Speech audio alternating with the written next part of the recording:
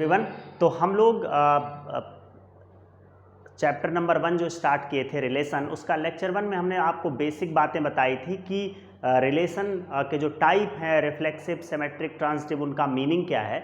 अब इसके ऊपर हम लोग क्वेश्चंस करेंगे कि कैसे न्यूमेरिकल को देखकर या उन टर्म्स को चेक करके बताया जाएगा कि रिफ्लेक्सिव, सिमेट्रिक, ट्रांजिटिव में से कौन कौन से हैं या फिर कोई नहीं है। देखिए यहाँ पर हमने कहा कि एक सेट है 1 2 3 और रिलेशन किस पर है, रिलेशन ऑन ए है, मतलब ए टू ए है ना, and relation on A defined as R equal to, मतलब ए के एलिमेंट्स के बीच में ही रिलेशन है, वो इस तरह से डिफाइन है जिसके ऑर्डर्ड पेयर जो हमारे पास हैं 2 3 3 2 2 1 3 1 1 3 2 2। हमको ये बताना है कि ये रिलेशन, इन जो तीन टर्म्स, तीन टाइप के रिलेशन हैं, रिफ्लेक्सिव, सिमेट्रिक और तीसरा ट्रांजिटिव, इनमें से कौन कौन सा है ना। तो आप देखोगे कि इसमें जो फर्स्ट वाला है, इसमें सबसे पहले चेक करते हैं कि क्या ये रिफ्लेक्सिव है कि नहीं।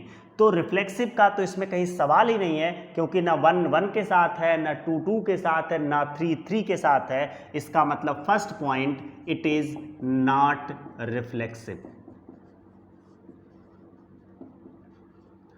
इसका लेवल इस चैप्टर के, मतलब पर्टिकुलर पॉइंट रिलेशन का लेवल जो क्लास 12th में है, वही आपके किसी भी ऑब्जेक्टिव एग्जाम में है जिसमें टॉपिक इंक्लूड है, ठीक है। तो इसलिए यहाँ ध्यान से पढ़ेंगे। स्कूल के एग्जाम, बोर्ड के एग्जाम भी होते हैं इसमें, तो उसमें भी क्वेश्चन आता है। और सबसे ज़्यादा इंपॉर्टेंट, आप किसी भी एग्जाम की तैयारी करोगे तो इसमें जो रिलेशन वाला पॉइंट है, उसमें एग्जैक्टली जो लेवल आपका है 12th का, एक कोई अच्छी सी बुक से कर सकते हैं, RS अग्रवाल, ML अग्रवाल या RD शर्मा, प्लस आप NCERT की हेल्प ले सकते हैं। तो जो आप यहाँ पढ़ेंगे वही आगे आपकी हेल्प करेगा, ठीक है।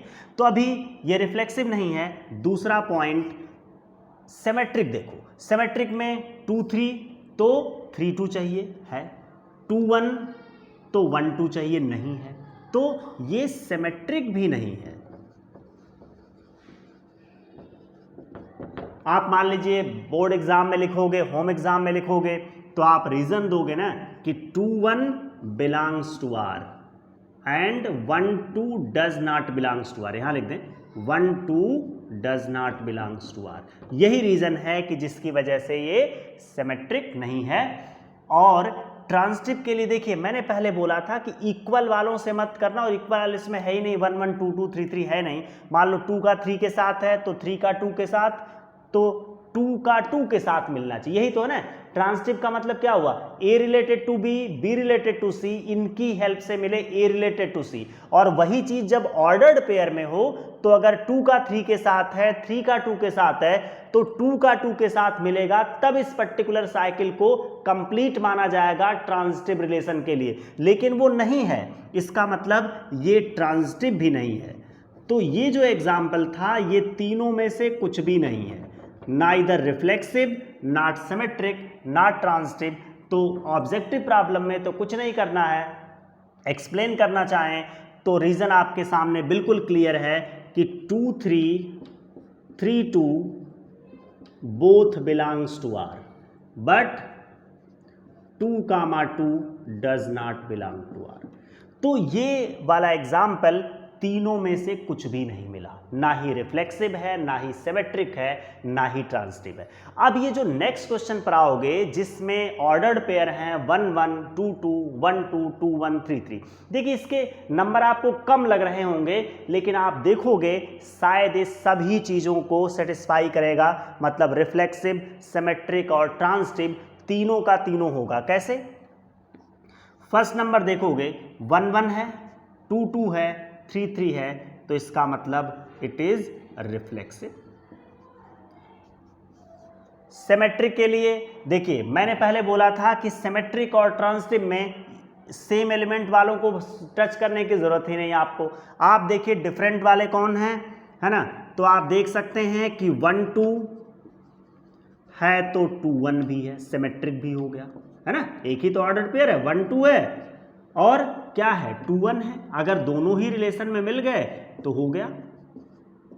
1 2 है, 2 1 होना चाहिए है, और तो सब सेम ही है। 1 3 होता तो 3 1 चाहिए होता, वो है ही नहीं, तो उसकी चर्चा क्यों करें, उसके बारे में सोचना ही बेकार है। अब बात आती है ट्रांजिटिव की। आप देखो कि जो ट्रांजिटिव है उसमें भी मैंने कहा है कि आप इनको मत देखिए, इक्वल वालों को। जो डिसिमिलर हैं वहां से शुरुआत करोगे तो 1 का 2 के साथ है, फिर 2 का 1 के साथ है, तो हमको क्या मिलना चाहिए, 1 1 मिलना चाहिए, है यहां पे है, ठीक है। और इसके अलावा कोई और एलिमेंट है ही नहीं डिसिमिलर जहां से हम शुरुआत करेंगे। इसमें भी धीरे धीरे अभी आप ऑब्जेक्टिव टाइप की थोड़ी प्रॉब्लम्स करेंगे या थोड़ा और अपने बुक की प्रॉब्लम करेंगे तो आपको एकदम क्लियर पता चल जाएगा। फिलहाल ये क्या है, ये ट्रांजिटिव भी है। तो ये जो रिलेशन सामने था ये सेकेंड वाला एग्जाम्पल है किस टाइप के रिलेशन का, इक्विवेलेंस रिलेशन, ठीक है। यही तो बताया गया है ना, अगर कोई भी रिलेशन रिफ्लेक्सिव भी हो, सिमेट्रिक भी हो और ट्रांजिटिव भी हो तो उसे क्या बोलेंगे, इक्विवेलेंस रिलेशन। अब देखिए कई बार ऐसा होता है, मैंने बोला कि इस रिलेशन में इसलिए थोड़ा बहुत कंफ्यूजन होता है कि इस तरह के प्रॉब्लम्स भी हैं, इस तरह के प्रॉब्लम भी है रोस्टर फॉर्म में, और जनरल लाइफ के भी रिलेशन है ना, बहुत सारे प्रैक्टिकल जैसे सिमिलरिटी का, कांग्रुएंसी का, पैरेलल का, ब्रदर सिस्टर का, तमाम तरह के जो भी मतलब इसका रिलेशन टॉपिक का फैलाव मैथमेटिक्स से लेकर जनरल लाइफ तक है। इसलिए यहाँ पर स्वाभाविक सी बात है कि आप मैथमेटिकल वालों में हो गए पारंगत तो आपको कभी इस तरह के आएंगे सेंटेंस वाले, है ना, तो लॉजिक वाले, वहाँ पर लॉजिक बिठाने में दिक्कत हो सकती है। लेकिन अगर आप सभी प्रॉब्लम एक बार सॉल्व करें जो भी आपके क्वेश्चन दिए गए हैं बुक में या चैप्टर में, तो फिर कोई दिक्कत नहीं रह जाती है। देखिए अभी जो रिलेशन लिखा हुआ है ना, हमने बोर्ड पे एक क्वेश्चन लिखा हुआ है एक्चुअल में, ये क्या है, ए के एलिमेंट्स का आपस का जो रिलेशन है ये इस तरह डिफाइन है कि जो भी ऑर्डर्ड पेयर लिया जाएगा उसमें ए माइनस बी इवन होना चाहिए। तो एक तो ये तरीका है कि हम यहाँ पर फिर आर निकालें, ऑर्डर्ड पेयर बनाएं। लेकिन यहाँ पर आपको ऐसा लग रहा होगा कि बहुत सारी पॉसिबिलिटीज़ हैं, तो ये अगर ये सेट नहीं देते, सिर्फ इंटीजर बोल देते, सिर्फ नेचुरल नंबर बोल देते, तब भी हम वैसे ही करेंगे जैसे करने जा रहे हैं, है ना। तो ये आप देखेंगे इस तरह के क्वेश्चन आप सीबीएसई आईएससी के बोर्ड प्रॉब्लम में भी आती हैं और ऑब्जेक्टिव में भी खूब आती हैं, जिस भी आप कॉम्पिटिटिव एग्जाम की बात करें। तो यहाँ पर कुछ ज़्यादा नहीं करना है आपको, अभी तो मैं इस तरह से बता रहा हूं कि जिसमें आपको पूरी बात सिस्टमेटिक समझनी है। ऑब्जेक्टिव लेवल में जब आप समझ जाएंगे तो आपको स्टेप नहीं लिखने हैं, अकॉर्डिंगली जो चीज़ सेटिस्फाई कर रही उसके अकॉर्डिंग आप लिखते चले जाइए। यहां से शुरू करते हैं। देखो यहां पर क्या है कि रिफ्लेक्सिव होने के लिए magnitude A minus be even होना चाहिए। इनका जो रिलेशन का मेन पैटर्न है वो मैं यहां पर लिखता हूं कि A B such that A minus B is even. अभी ए और बी इस सेट के मेंबर हैं जो ऊपर दिया 1 2 3 4 5। अगर ए के जगह पर सेट ऑफ नेचुरल नंबर दे, सेट ऑफ इंटीजर दे, तो भी हम इसी तरह से करेंगे। मतलब यहां पर एक तरह से देखेंगे वो सेट हमारे मेथड पे कोई फर्क नहीं डाल पाएगा।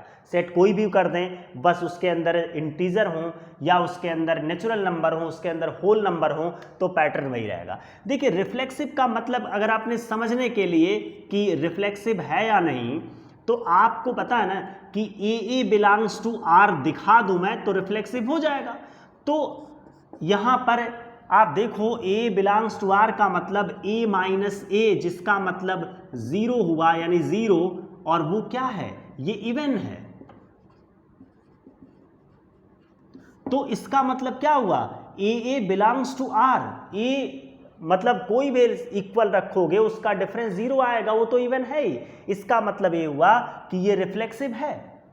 आपको ऑब्जेक्टिव सवाल करना तो कुछ नहीं करने की जरूरत है, आपने देखा अरे तो कोई भी सेम एलिमेंट लेंगे 0 आएगा जो कि इवन है, तो रिफ्लेक्सिव है। दूसरा पॉइंट, सिमेट्रिक में क्या करना है, सिमेट्रिक भी है, इसमें कोई कंफ्यूजन नहीं है, ठीक। अगर हमें ऑब्जेक्टिव में करना है तो हमें कुछ सोचना नहीं, क्योंकि देखो अगर a माइनस बी का मैग्नीट्यूड इवन है तो b माइनस ए का मैग्नीट्यूड भी इवन होगा। इनफैक्ट जो a माइनस बी होगा मॉडुलस वही b माइनस ए मॉडुलस होगा, दोनों में कोई अंतर नहीं आएगा। हाँ, अगर ये मॉडुलस नहीं होता तो a माइनस बी जितना आता उसका नेगेटिव साइन लेकर जो वैल्यू आती वो b माइनस ए की होती, लेकिन तब भी वो होता इवन। अगर मॉडुलस इसमें नहीं लगेगा तब भी इवन होगा, है ना। लेकिन अब मॉड लगा है यानी वो हमेशा पॉजिटिव रहेगा, तो इसका मतलब ये हुआ कि हम ऐसे दिखा सकते हैं कि देखो भाई A B belongs to R का मतलब हुआ a minus B is even. और बहुत ही नेचुरल बात है कि अगर a माइनस बी का मैग्नीट्यूड इवन है तो b minus A magnitude is also even. इसका मतलब हुआ कि B A belongs to R. ठीक है, ये स्टेप समझने के लिए है, या फिर अगर आप बोर्ड एग्जाम के लिए कर रहे हैं तो वहां पर आपको स्टेप दिखाने हैं। बट ऑब्जेक्टिव के लिए आपको समझना है, जो इस न्यूमेरिकल में समझा दिया जाएगा उसके अकॉर्डिंग। ऐसा नहीं है कि अपने तरह का अकेला क्वेश्चन, बहुत सारे क्वेश्चन बनते हैं, डिफरेंट एग्जाम्स में आते हैं, तो इसमें बस ये हमको समझना। और सिर्फ यही नहीं कि ये इवन है, कभी मल्टीपल ऑफ 4 आ जाएगा, कुछ आ जाएगा, तो इससे परेशान नहीं होना है। इसको बहुत ही प्रॉपर ढंग से आप करते जाइए, क्वेश्चन होता जाएगा। देखिए इसके बाद बात आती है ट्रांजिटिव की, ट्रांजिटिव रिलेशन। तो अब ट्रांजिटिव का मतलब ये हुआ कि हमको दो relation A B related to R, जिसका मतलब है a minus B is even, B C belongs to R, आपको ये मालूम है कि b minus C is even. हमको ये दिखा देना है कि ए सी मतलब इन दोनों की हेल्प आप ले लीजिए, लेकिन ए सी बिलोंग्स टू आर मतलब a माइनस सी का मॉडुलस भी इवन हो। देखो एक बात समझना कि अगर a माइनस बी इवन है तो a माइनस बी का मैग्नीट्यूड इवन है तो a माइनस बी खुद भी इवन होगा या b माइनस ए इवन होगा। मतलब मॉडुलस जिसका इवन है वो बिना मॉड के भी, जो मॉड के अंदर का टर्म वो भी इवन होगा। तो कैसे हम इस तरह मैथमेटिकली रिलेट करके दिखाएं कि ये a रिलेटेड टू c है, मतलब a रिलेटेड टू c होने की क्या शर्त है कि a माइनस b का मैग्नीट्यूड क्या हो, इवन हो। हर रिलेशन की अपनी एक रिस्ट्रिक्शन, एक कंडीशन होती है, और उस कंडीशन को ही सेटिस्फाई करने वाला एलिमेंट उसमें रह सकता है। यहाँ पे एलिमेंट किस तरह से हैं, ऑर्डर्ड पेयर के फॉर्म में हैं। देखो आप ऐसे दिखाओ कि a माइनस सी जैसे है, ठीक, a माइनस सी का मैग्नीट्यूड मान लो है, तो इसको हम ऐसे लिख सकते हैं कि a minus b minus a minus b minus c, ऐसे लिख सकते हैं ना। माइनस अंदर जाएगा माइनस, ठीक है, यहाँ पे इसको आप सी माइनस लिख देते हैं, सॉरी सी माइनस बी। तो माइनस अंदर जाएगा तो minus C plus B minus B cut गया, यानी सिंप्लीफाई होने के बाद ए माइनस सी आएगा। देखो हमने पहले ही बताया कि ए माइनस बी का मैग्नीट्यूड इवन है, इसका मतलब कंफर्म है कि a माइनस बी कोई इवन नंबर होगा। और अगर b माइनस सी इवन है तो b माइनस सी विदाउट मैग्नीट्यूड भी इवन होगा, और अगर b माइनस सी इवन है तो उसमें c माइनस बी भी इवन हो। दो नंबर का डिफरेंस अगर इवन आ रहा है तो कोई पहले बाद में इवन ही आएगा, बस साइन अपोजिट हो जाएगा, ठीक है ना। तो इसका मतलब ये हुआ कि ये भी इवन है, ये भी इवन है, और आपको ये मालूम होगा कि दो इवन नंबर का डिफरेंस भी इवन होता है। जैसे 2 और 4 का 2 आया, 6 और 4 का 2 आया, पॉजिटिव नेगेटिव कुछ भी हो सकता है, तो इसका मतलब ये इवन है। जब आप ऑब्जेक्टिव प्रॉब्लम सॉल्व कर तो इस स्टेप का कोई मतलब नहीं होता, सिर्फ आपको बात समझ में आनी चाहिए और आपको ये है कि करेक्ट पॉइंट पर ही रहना है। बट अगर आप बोर्ड एग्जाम के लिए भी इसको आप दिखाएंगे तो that is correct way to prove it is transitive. आपने दिखा दिया कि देखो ये भी इवन है, ये भी इवन है, वो सब लॉजिकली दिख रहा है, कोई ऐसा नहीं कि इसमें कोई ऐसी चीज़ है कोई स्टेप गैप हो रहा है। इन जनरल सबको मालूम है अगर a माइनस बी का मॉड इवन है तो a माइनस बी इवन होगा, b माइनस सी का मॉड इवन है तो b माइनस सी इवन होगा, और b माइनस सी इवन है तो c माइनस बी इवन होगा, ठीक है ना। तो इसका मतलब ये हुआ इट इज आल्सो इवन। तो अगर a माइनस सी का मैग्नीट्यूड इवन आ गया तो इससे प्रूव हो गया a C belongs to R। इसका मतलब ये जो रिलेशन दिया हुआ था जिसको एज ऑब्जेक्टिव प्रॉब्लम लिखा वो किस तरह का रिलेशन है, इक्विवेलेंस है। तीनों इसके अंदर हैं, रिफ्लेक्सिव, सिमेट्रिक और ट्रांजिटिव। कई बार कुछ ऐसे प्रॉब्लम होते हैं कि जो थोड़ा सा लगता है कि वो पैटर्न से हट गए, जैसे जिस आदत से आप आगे बढ़ोगे कि जैसे आपको लगा कि कोई टॉपिक पढ़ा, फार्मूला पढ़ा, उसके ऊपर क्वेश्चन होते चले जा रहे हैं। कई बार ऐसा होता है कि बहुत सारी चीज़ें सोचनी भी हैं, लिखनी भी है और उसके बाद थोड़ा दिमाग भी लगाना है ना। तो यहाँ पर वेरिएशन थोड़ा ज़्यादा मिलेगा लेकिन डिफ़िकल्टी का लेवल कोई इतना नहीं है। आप सिस्टमेटिक करते जाएंगे, समझ में आता जाएगा। एक प्रॉब्लम और हम लेते हैं, इसमें दिया हुआ है a is equal to 1 2 3 to 9। एक सेट दिया हुआ है, a relation defined A cross ए, मतलब ए क्रॉस ए में है, डिफाइंड ऑन ए क्रॉस ए, मतलब ए क्रॉस ए के एलिमेंट से ए क्रॉस ए के एलिमेंट के बीच में एक रिलेशन है और उसको इस तरह से डिफाइन किया गया है कि A B related to C D. A B का रिलेशन अगर सी डी के साथ है तो इसका मतलब है कि a प्लस डी की वैल्यू b प्लस सी, मतलब इस रिलेशन में वही आएंगे, वही ऑर्डर्ड पेयर, क्योंकि अब a क्रॉस ए हो गया ना तो जो एलिमेंट्स बनेंगे वो सिंगल नहीं होंगे, ऑर्डर्ड पेयर में होंगे। a क्रॉस ए आप करेंगे तो आप देखेंगे a क्रॉस ए में 1 1 1 2 2 इस तरह से तमाम बनेंगे। a क्रॉस ए के एलिमेंट का a क्रॉस ए के एलिमेंट के साथ रिलेशन है कि जैसे एक ऑर्डर्ड पेयर दूसरे से रिलेटेड है तो तभी इस रिलेशन में माना जाएगा जब इसके फर्स्ट और इसके सेकंड का सम इसके सेकंड और इसके फर्स्ट के सम के इक्वल होगा। ये इन्होंने रिलेशन में बोला हुआ है। अब हमें ये देखना है कि इसके जो रिलेशन का टाइप है, मतलब क्या है, ये रिफ्लेक्सिव है, सिमेट्रिक है या ट्रांजिटिव है या कोई भी नहीं है या तीनों है। तो इन्हीं बिंदुओं पर, इन्हीं पॉइंट्स पर हमको बात करनी है और एक तरह से चेक करके या प्रूव करके देखना है। देखो, सबसे पहला पॉइंट है कि जिसमें हम लोग पढ़ेंगे रिफ्लेक्सिव। तो ये रिलेशन रिफ्लेक्सिव है या नहीं है, ये जानने के लिए आप ये देखिए कि क्या A B related to A B है। देखिए, अगर A B related to A B है तो ये कंडीशन ट्रू होनी चाहिए। कंडीशन क्या है कि फर्स्ट एंड लास्ट, यही है ना, देखो, first and last is equal to second और इसका फर्स्ट, है ना। तो b प्लस ए, तो ये तो ट्रू होता है ना, ये होना चाहिए और जो कि ट्रू है। इसका मतलब ये हुआ कि ये रिफ्लेक्सिव हो गया, इट इज रिफ्लेक्सिव।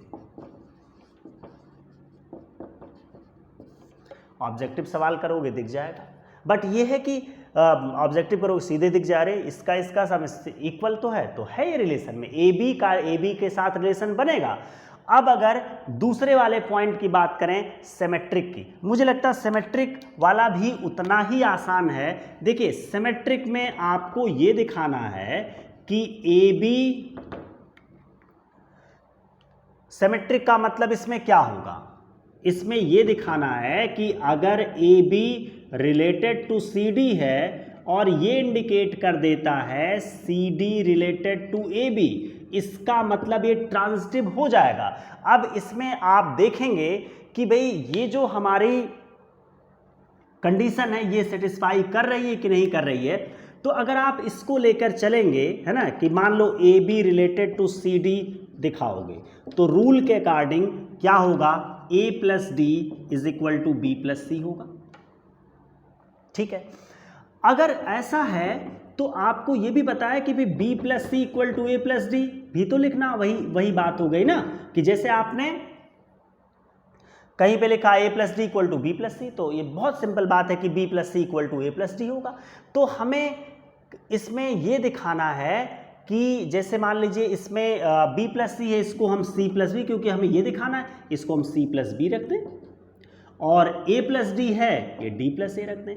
तो अगर इस तरह की सिचुएशन है, इसका अर्थ ये हुआ, इसका मीनिंग ये हुआ कि C D related to A B, है ना, सी डी रिलेटेड टू क्या है, ए बी, क्योंकि रूल क्या है, देखिए इसका रूल बिल्कुल क्लियर है कि अगर A B related to C D है तो फर्स्ट एंड लास्ट, और ये जो आपका इसका सेकंड और इसका फर्स्ट दोनों ऐड किए जाएंगे। तो ठीक है, इसमें हम यहां पर ए बी जैसे ठीक है, इस रिलेशन का मतलब A B related to C D का मतलब हुआ कि A plus D equal to क्या है, बी प्लस, ठीक है, तो सी प्लस बी हमने लिख दिया। तो इसका मतलब ये हुआ कि हम सी और डी एक साथ लेंगे, और इसमें क्या था, इसके बाद जो हमारा ए और बी एक साथ हो जाएगा। तो इसका मतलब ये हुआ कि C D related to A B हमने दिखा दिया। ठीक है ना, तो ठीक है, तो इस तरह से क्या हो गया, ये आपका सिमेट्रिक हो गया। क्या हो गया, सिमेट्रिक हो गया, कोई दिक्कत नहीं है, सिमेट्रिक है, ये सिमेट्रिक दिख भी रहा है। अब इसके बाद में तीसरा और आखिरी पॉइंट है कि क्या ये ट्रांजिटिव है या नहीं। अब देखो भाई, ट्रांजिटिव कैसे दिखाया जाता है, ट्रांजिटिव देखने के लिए हमें ये चीज़ समझनी पड़ेगी या ये प्रूव करनी पड़ेगी। अगर प्रूविंग में मान लीजिए आप बोर्ड एग्जाम के लिए दे रहे हैं, देखो A B related to C D और सी डी, अब एक और ऑर्डर्ड पेयर लीजिए ई एफ, जैसे एलिमेंट लेते हो ना ए बी सी डी, है ना, लेकिन यहाँ पर जो इसके एलिमेंट्स हैं रिलेशन के वो दो दो करके ऑर्डर्ड पेयर में है। तो एक ऑर्डर्ड पेयर फर्स्ट एलिमेंट हुआ है, सेकंड एलिमेंट, एक और एलिमेंट की जरूरत है, तो हमने ई एफ ले लिया। तो अगर ए बी का रिलेशन सी डी के साथ है तो इसके अकॉर्डिंग क्या होगा, ए प्लस डी की वैल्यू बी प्लस सी के इक्वल हो गई, और ये इसके साथ रिलेटेड है तो C प्लस एफ की वैल्यू D प्लस ई के इक्वल हो गई। क्या हमें चाहिए, हमें ट्रांजिटिव है या नहीं ये जानने के लिए हमें देखना पड़ेगा क्या इसी रिलेशन में इस वाले ऑर्डर्ड पेयर का इस वाले ऑर्डर्ड पेयर के साथ रिलेशन है, मतलब A B ordered pair A B related to E F है या नहीं है। देखिए बहुत सिंपल है, ये जो आपको रिलेशन पता है ये होता है, इनको ऐड कर लो, तो ऐड करोगे तो क्या होगा, a plus d plus c plus f इधर हुआ और उधर b plus c plus d plus e हुआ। जो कॉमन होंगे दोनों तरफ वो तो जाएंगे कट, देखिए ये कट गया, है ना, और हमारे पास यहाँ देखिए सी है, यहाँ भी सी है, तो यहाँ पर क्या बचा, a plus f is equal to b plus e. A plus f क्या है, बी प्लस ई है। तो इसका मतलब ये हुआ कि हम ये लिख सकते हैं कि इसका मतलब ए बी रिलेटेड टू क्या है, ई एफ है। ए बी रिलेटेड टू क्या हो गया, ई एफ हो गया। तो इस तरीके से ये क्या है, इट इज ट्रांजिटिव आल्सो। तो एक तरह से जब कभी हम ऑब्जेक्टिव पॉइंट से देखते हैं तो इसकी थोड़ी प्रैक्टिस के बाद एक नेट कंक्लूजन पर पहुंच जाते हैं कि देखो भाई ये टाइप का रिलेशन जो होगा ये रिफ्लेक्सिव, सिमेट्रिक, ट्रांजिटिव तीनों होता है। तो फाइनली ये कहा जा सकता है कि it is an equivalence relation. ठीक है, इसके आगे के प्रॉब्लम्स और एग्जैक्टली ऑब्जेक्टिव लेवल के प्रॉब्लम हम लोग नेक्स्ट लेक्चर में डिस्कस करेंगे, कि जहां पर ऑब्जेक्टिव क्वेश्चन साथ में उसके विकल्प और प्रीवियस एग्जाम्स में पूछे हुए क्वेश्चंस को हम इसी टॉपिक के अंतर्गत जितने आएंगे वो हम डिस्कस करेंगे। तो इस लेक्चर में इतना ही। Thank you.